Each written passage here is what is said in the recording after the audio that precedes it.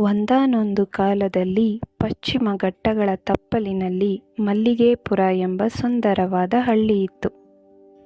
ಆ ಹಸಿರು ತುಂಬಿದ ಹಳ್ಳಿಯಲ್ಲಿ ರಾಘವ ಎಂಬ ಯುವಕ ವಾಸಿಸುತ್ತಿದ್ದನು.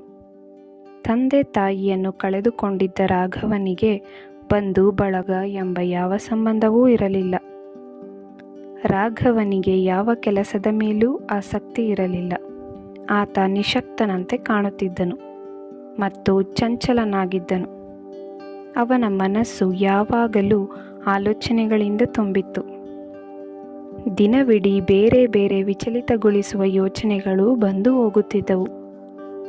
ಅವುಗಳು ರಾಘವನಿಗೆ ಆತಂಕ ಮತ್ತು ಆಯಾಸವನ್ನುಂಟು ಮಾಡುತ್ತಿದ್ದವು. ಅವನು ಸದಾಕಾಲ ತನ್ನ ಭೂತಕಾಲದ ಬಗ್ಗೆ ದುಃಖಿತನಾಗಿದ್ದನು ಮತ್ತು ಭವಿಷ್ಯದ ಬಗ್ಗೆ ತುಂಬ ಚಿಂತೆ ಮಾಡುತ್ತಿದ್ದನು. ಈ ಆಲೋಚನೆಗಳಿಂದಾಗಿ ರಾಘವನ ಮನಸ್ಸು ಬಿರುಗಾಳಿಗೆ ಸಿಲುಕಿದ ತರಗೆಲೆಯಂತಾಗಿತ್ತು. ಅವನಿಗೆ ನೆಮ್ಮದಿಯೇ ಇರಲಿಲ್ಲ. ಸರಿಯಾಗಿ ಊಟ ಸೇರುತ್ತಿರಲಿಲ್ಲ, ನಿದ್ರೆಯೂ ಬರುತ್ತಿರಲಿಲ್ಲ. ಅವನ ಸ್ಥಿತಿ ಕರುಣಾಜನಕವಾಗಿತ್ತು. ಈ ಪರಿಸ್ಥಿತಿಯಿಂದ ಹೊರಬರಲು ಅವನು ಬಹಳ ಕಷ್ಟಪಡುತ್ತಿದ್ದನು.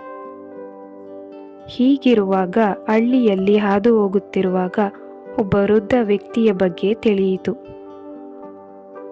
ಆತ ನಗರದಲ್ಲಿ ಪ್ರಸಿದ್ಧ ವೈದ್ಯರಾಗಿದ್ದರು. ಅವರು ತಮ್ಮ ಜೀವನದಲ್ಲಿ ಅನೇಕ ಜನರಿಗೆ ಸಹಾಯ ಮಾಡಿದ್ದವರು.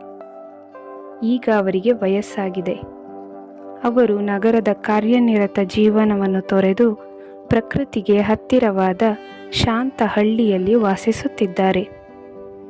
ಕೆಲವೊಮ್ಮೆ ಸಹಾಯ ಕೇಳಿ ಬಂದವರಿಗೆ ಸಲಹೆ ನೀಡುತ್ತಾರೆ ಎಂದು ತಿಳಿಯಿತು. ರಾಘವನಿಗೆ ಕುತೂಹಲ ಮತ್ತು ಭರವಸೆ ಬಂದಿತು. ಆ ವೃದ್ಧ ವ್ಯಕ್ತಿಯನ್ನು ಭೇಟಿ ಮಾಡಬೇಕೆಂದು ನಿರ್ಧರಿಸಿದನು. ಬಹುಶಃ ಈ ವ್ಯಕ್ತಿಯು ನನ್ನ ಮನಸ್ಥಿತಿಯನ್ನು ಸರಿಹೊಂದಿಸಿಕೊಳ್ಳಲು ಸಹಾಯ ಮಾಡುವರೆಂದು ನಂಬಿದನು. ನಂತರ ಹಳ್ಳಿಯ ಜನರೊಂದಿಗೆ ಮಾತನಾಡಿ ವಿಷಯ ತಿಳಿಸಿ ಆತ ಬೆಟ್ಟಗುಡ್ಡಗಳ ದಾರಿಯಲ್ಲಿ ಸಾಗಿದನು. ಹಲವು ದಿನಗಳ ದೀರ್ಘ ಪ್ರಯಾಣದ ನಂತರ ಆತ ತಲುಪಿದನು. ಅದೊಂದು ಹಸಿರಿನಿಂದ ಆವೃತವಾದ ಸಣ್ಣ ಮನೆ. ಮನೆಯ ವರಾಂಡದಲ್ಲಿ ವೃದ್ಧ ವ್ಯಕ್ತಿಯು ಶಾಂತವಾಗಿ ಕುಳಿತಿದ್ದರು. ರಾಘವ ಮೆಲ್ಲನೆ ಅವರ ಬಳಿ ನಡೆದು ಬಂದನು. ಅಜ್ಜ, ನೀವು ನನಗೆ ಸಹಾಯ ಮಾಡುವಿರಾ ಎಂದು ಕೇಳಿದನು ಮತ್ತು ಅವನ ಪರಿಚಯವನ್ನು ಮಾಡಿಕೊಂಡನು. ಆ ವೃದ್ಧ ವ್ಯಕ್ತಿಯು ನೋಡುತ್ತಾ, ಸರಿ ಬಾ, ನಿನ್ನ ಸಮಸ್ಯೆ ಏನು ಎಂದು ಹೇಳು ಎಂದರು. ರಾಘವ ತನ್ನ ಮನಸ್ಸು ಸದಾ ವಿಚಲಿತವಾಗಿರುತ್ತದೆ. ಕೆಟ್ಟ ಮತ್ತು ಬೇಡದ ಯೋಚನೆಗಳು ಮನಸ್ಸಿನಲ್ಲಿ ನೆಲೆಯೂರಿವೆ. ಇದರಿಂದ ಹೊರಬರಲಾಗುತ್ತಿಲ್ಲ. ಮನಸ್ಸು ಜರ್ಜರಿತವಾಗಿದೆ.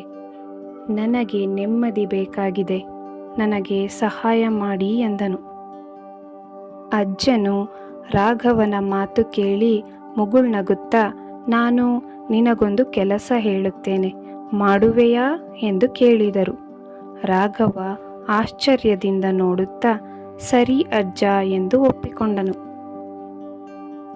ಅಜ್ಜನು ಒಂದು ಗಾಜಿನ ಲೋಟದಲ್ಲಿ ನೀರು ತುಂಬಿಸಿ ರಾಘವನ ಕೈಗೆ ಕೊಡುತ್ತಾ, ನೋಡು ಮಗು, ಇಲ್ಲಿಂದ ಪಕ್ಕದಲ್ಲಿ ಒಂದು ನಗರವಿದೆ. ಅದರ ಅಂಚಿಗೆ ಹೋಗಿ ನೀನು ಹಿಂದಿರುಗಬೇಕು. ಆದರೆ ಒಂದು ಹನಿ ನೀರು ಕೂಡ ಚೆಲ್ಲಬಾರದು ಎಂದು ಷರತ್ತು ಹಾಕಿದರು. ರಾಘವ ಒಪ್ಪಿಕೊಂಡನು ಮತ್ತು ನಡೆಯಲು ಆರಂಭಿಸಿದನು. ರಾಘವನ ದೃಷ್ಟಿಯೆಲ್ಲ ಆ ನೀರಿನ ಲೋಟದ ಮೇಲೆಯೇ ಇತ್ತು. ನಿಧಾನವಾಗಿ ನಡೆಯುತ್ತಾ ನಗರದ ಜನಭರಿತ ಕಿರಿದಾದ ರಸ್ತೆಯನ್ನು ದಾಟುತ್ತಾ ಅಂಚನ್ನು ತಲುಪಿದನು. ಜನರು ಆಶ್ಚರ್ಯದಿಂದ ನೋಡಿದರೂ ಯಾರೂ ತೊಂದರೆಗೊಳಿಸಲಿಲ್ಲ. ರಾಘವ ಹಿಂತಿರುಗಿದನು. ಅಜ್ಜ, ನೀವು ಹೇಳಿದ ಹಾಗೆ ಮಾಡಿದ್ದೇನೆ ನೋಡಿ, ಒಂದು ಹನಿ ನೀರು ಸಹ ಚೆಲ್ಲಲಿಲ್ಲ ಎಂದನು. ಅಜ್ಜನು ಮುಗುಳ್ನಗುತ್ತಾ, ಉತ್ತಮ ಮಗು ಎಂದನು. ರಾಘವನಿಗೆ ಆಶ್ಚರ್ಯವಾಯಿತು. ರಾಘವ, ನೀನು ಹೋದ ದಾರಿಯಲ್ಲಿ ಮಕ್ಕಳು ಆಟವಾಡುತ್ತಿದ್ದರೇ ಎಂದು ಕೇಳಿದರು. ರಾಘವ, ನಾನು ನೋಡಲಿಲ್ಲ ಅಜ್ಜ ಎಂದು ಹೇಳಿದನು. ಸರಿ, ನಾಯಿಗಳು ಬೊಗಳುತ್ತಿದ್ದವೇ ಎಂದು ಕೇಳಿದರು. ರಾಘವ, ನಾನು ಕೇಳಿಸಿಕೊಂಡಿಲ್ಲ ಅಜ್ಜ ಎಂದನು. ಅಜ್ಜ ಮತ್ತೆ ವಾಹನಗಳು ಹೆಚ್ಚಾಗಿದ್ದವೇ ಎಂದು ಕೇಳಿದರು. ರಾಘವ, ಇಲ್ಲ ಅಜ್ಜ, ನಾನು ಏನನ್ನೂ ಗಮನಿಸಲಿಲ್ಲ. ನನ್ನ ಗಮನ ಪೂರ್ತಿಯಾಗಿ ನೀರು ತುಂಬಿದ ಲೋಟದ ಮೇಲಿತ್ತು ಎಂದನು.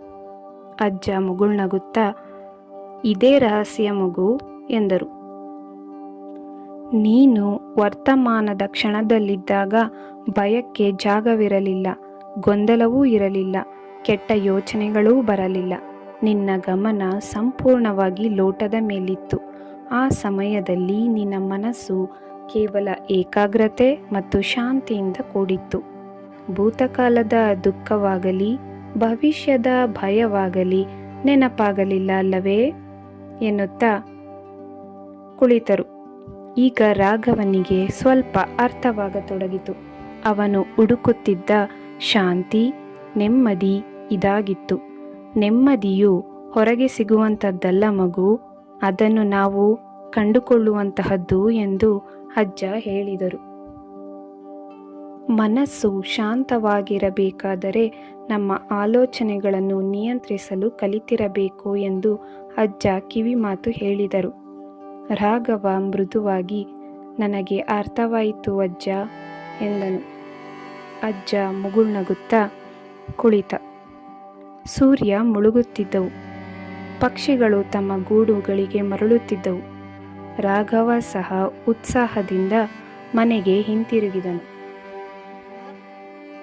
ಪ್ರಿಯ ಸ್ನೇಹಿತರೆ, ಒಂದು ಸುಂದರವಾದ ಮಾತಿದೆ, ಮನಸ್ಸನ್ನು ಗೆದ್ದವನು ಜಗತ್ತನ್ನೇ ಗೆಲ್ಲಬಲ್ಲ ಎಂದು.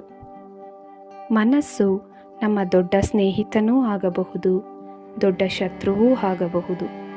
ಅದನ್ನು ಸರಿಯಾದ ದಿಕ್ಕಿನಲ್ಲಿ ನಿಯಂತ್ರಿಸಿ ನಡೆದರೆ ಜೀವನವು ಸುಂದರವಾಗುತ್ತದೆ ಮತ್ತು ಯಶಸ್ಸು ಸಿಗುತ್ತದೆ. ಧನ್ಯವಾದಗಳು.